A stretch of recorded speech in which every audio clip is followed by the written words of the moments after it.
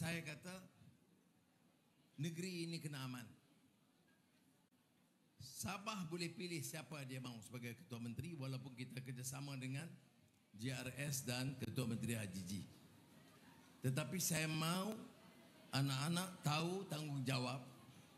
Pastikan wakil-wakil kita dari segi Pakatan Harapan, kerana ini akan menentukan jalinan kerjasama yang baik di antara Sabah dan Malaysia.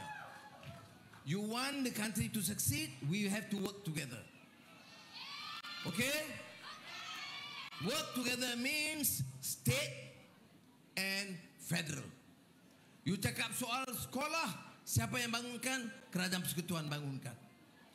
Maktab perguruan gaya itu runtuh, siapa yang bangunkan? Kita kerajaan Persekutuan sediakan 200 juta ringgit, bangunkan yang baru. Sekolah di Sabah itu dalam masa kita perintah Pakatan Harapan dan Kerajaan Perpaduan, ini sekolah yang paling banyak itu di negeri Sabah yang baru. Dan kita sekarang nak wujudkan kolej khas, kolej tingkatan 6.